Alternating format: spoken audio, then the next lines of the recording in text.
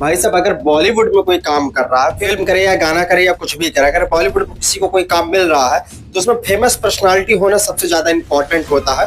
ये तो आप सबको पता है, लेकिन आपको ये पता है कि पवन सिंह के फेमस कैसे हुए हैं भाई इस तरीके से। आपको उन लोग नहीं चाह रहा था, हमारे जाने ही से उनको और चाहने लगा, इतना पॉपुलैरिटी उनको मिल गया आपकी वजह से। हाँ। चल झूठा। अब तेज प्रताप यादव का एक इंटरव्यू आता है और उसमें ये बोलते हैं कि हम उनसे मिले थे तब से तो फेमस हुए हैं। भाई जब वो इनके पैर पे गिरे थे, उनसे जब ये आशीर्वाद लिए, उसके बाद जाके पवन सिंह फेमस हुए थे। आज भी 7 लाख भी लोग इनको फॉलो नहीं करता है और पवन सिंह का है 5 मिलियन से ज्यादा, जहां पर पवन सिंह इनसे 7-8 गुना ज्यादा फॉलोवर रखते हैं और पहचान भी रखते हैं। वो इनकी वजह से फेमस हुए हैं। बताओ पागल है भाई। ये 7 लाख फॉलोवर रख करके उनको 5 मिलियन तक पहुंचा दिए, यही उनको फेमस किए हैं। और बॉलीवुड में जो काम मिल रहा, भोजपुरी में जो काम मिल रहा, या वो इस तरीके की बातें कर रहे थे कि हमको बाथरूम जाने का टाइम नहीं है। हिंदी फिल्मों में भी डंका बज रहा है, हिंदी फिल्म भी करने जा रहा हूं, तो ये सिर्फ और सिर्फ सर भोजपुरी के ही दम पे, जनता के ही आशीर्वाद से। आदमी कहीं भी बैठेगा तो आप ही सबके आशीर्वाद से बैठेगा या बैठ रहा है।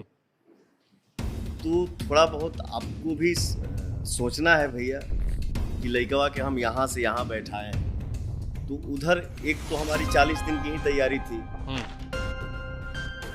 तो सर आप सबके आशीर्वाद से जिस कलाकार के जो ने पवनवा के बाथरूम जाए के भी समय नहीं के, ये सारी चीजें तेज प्रताप यादव की वजह से ही संभव हो पाया है। खैर चलिए, ये तो इनका बात हो गया है कि ये अपने आप को ऊपर रखने की कोशिश कर रहे हैं। चलिए इनका पॉइंट ऑफ व्यू है, ये कुछ भी बोल सकते हैं, लेकिन साथ में इनके जो बैठे इंटरव्यू लेने वाले वो एक अजीबोगरीब सवाल करते हैं। इनके दिमाग में ये सब सारी सवालें आ कैसे जाती है? आप पॉलिटिक्स में हो, आप पॉलिटिक्स से रिलेटेड सवाल करो ना। आप ये भोजपुरी वाले को, खेसारी पवन के बिना इनका इंटरव्यू खत्म ही नहीं होता। जितने भी इंटरव्यूज वाले हैं उनको अक्सर देखता हूँ कि बस कोई भी आ जाए, अभी निरहुआ आ गए, लियो खेसारी पवन, अभी कोई और बिहार का आदमी पहुंचे, खेसारी पवन के बिना इनका इंटरव्यू खत्म ही नहीं होता। जैसे कि यज्ञ में इनको संविधान डालनी होती है, वैसे इनको यज्ञ में खेसारी पवन का नाम भी लेना होता है। अब ये पूछ रहे हैं कि आप एक अलग पार्टी बनाए हैं।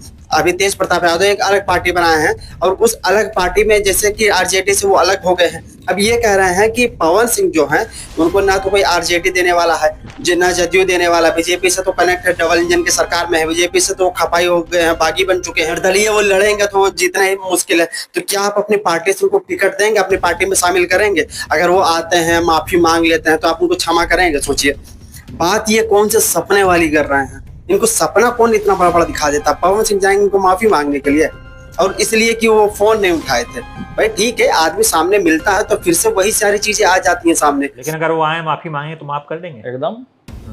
वो आके माफी मांगे हमसे, तो कहा नहीं माफ करेंगे हम उसको?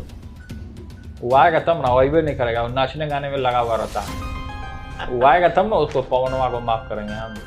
ऐसा लग रहा है जैसे इन्हीं लोगों की वजह से उनका पॉलिटिकल करियर भी बनने वाला है। ये करियर तो वही लोग बना दिए हैं जो एंटरटेनमेंट फील्ड के जो करियर है, और ये पॉलिटिकल करियर भी यही लोग उनका बना देंगे। मतलब एक छोटे मोटे आदमी है क्या इस तरीके से जाकर उनको माफी मांग लेंगे? मेरे कहने का मतलब बस इतना, अगर आप कोई बात कर रहे हो तो थोड़ी सी सेंसिबल करो, थोड़ी सी लॉजिकली करो, जिसमें वो चीज थोड़ा एडजस्ट हो जाए, वो चीज पच जाए। मतलब कोई भी लेवल की बात है कहीं भी आकर के कर देंगे ये। भाई उस बंदे का जो भी करियर है उनके दम के बदौलत है, ये उनकी गुणवत्ताओं पर डिपेंड करता है। तेज प्रताप यादव भी एक शो में गए थे, जेपी यादव शो में, तो वो एक नया शो है और उसका ठीक ठाक रिस्पांस मिल रहा है। ठीक है, ऐसा नहीं कह सकते एक दिन के अंदर 3-4 लाख का रिस्पांस रहा तो मतलब ठीक ठाक ही रिस्पांस रहा है। लेकिन एक नया शो वो है जो राइज एंड फॉल है और बहुत बड़ा शो है। मतलब आप ऐसा समझ लीजिए कि वो बिग बॉस के बराबर का एक शो है, क्योंकि ये दोनों को होस्ट करने वाले एक ही, मतलब कंपनियां एक ही होस्ट कराती है। अब ये लोग तो होस्ट के तौर पर, चाहे सलमान खान हो, अश्विनी ग्रोवर हो, दोनों होस्ट करते हैं, लेकिन कंपनियां एक ही दोनों को करा रही है क्योंकि एक ही कंपनी का दोनों शो है।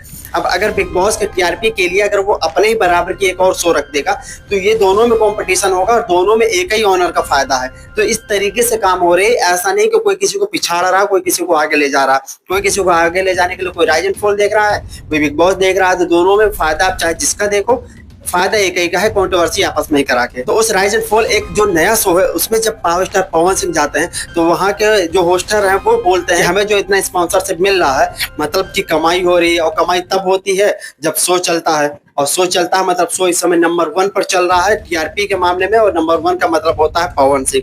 तो पवन सिंह एक नए शो में जाकर के उसके टीआरपी और साथ में आसमान पर पहुंचा देते हैं। तो मतलब समझ रहे हैं उनका लेवल कहां से कहां पहुंच जाता है। नए शो में तो ये भी गए और नए शो में वो भी गए, और उसका लेवल देखिए कि इतने ऊपर तक है जहां से जमीन से दिखना भी बंद हो जाए वो तो। और लोगों को लगेगा कि केवल पवन सिंह की वजह से अगर टीआरपी नहीं आ रही, तो पवन सिंह के आने के बाद जो टीआरपी जो सातवें आसमान पे थी ना, सीधे जमीन पर आ गई थी, ठीक है, 2 ही दिन के अंदर। अब उसके अंदर मनीषा रानी को भी बुलाया गया है।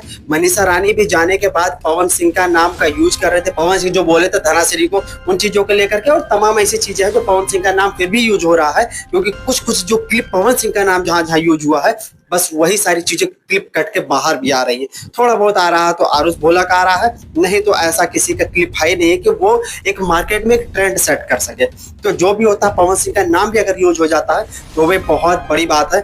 और ये जितने भी यूट्यूबर्स हैं, जितने भी लोग हैं इंटरव्यू लेने वाले, वो सभी पवन सिंह का नाम लेते हैं, जिसमें कि अपने कैप्शन में, अपने टाइटल में, अपने थंबनेल में कहीं ना कहीं वो यूज कर सके पवन सिंह का नाम, वहां से उनका व्यूज मिल सके।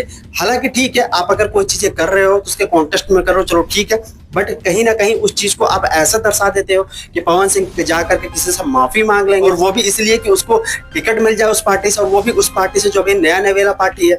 मतलब पवन सिंह अकेले 3.25 लाख वोट लाने वाले हैं, और इस बार तो विधायकी का चुनाव उतने में 6 विधायक बन जाए, तो भाई काहे के लिए उसकी जरूरत ही क्या है। और बीजेपी अब उनको टिकट दे रही है। अगर एक बार वो बागी बन गए और वास्तव में अगर ताकत देख लिया बीजेपी कि हाँ ये बीजेपी के कैंडिडेट को भी हरा दिए। पिछले बार जो थे वो उपेंद्र कुशवाहा को हराए थे पवन सिंह, उपेंद्र कुशवाहा 3रे नंबर पे थे, पवन सिंह 2रे नंबर पे थे। तो जब वो इनके कैंडिडेट को हरा दिए, जब इसका पावर वो देख लिया, तब जाकर के इस बार टिकट देने वाली है बीजेपी। और इस बार श्योर है, मतलब 500% कंफर्म है कि इस बार बीजेपी से ticket power star Pawan Singh को मिलेगा।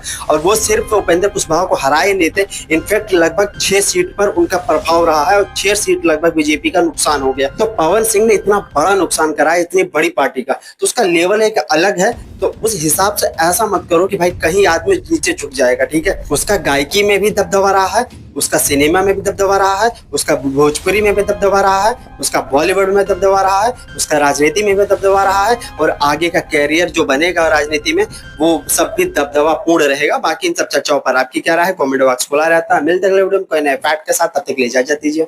जय हिंद।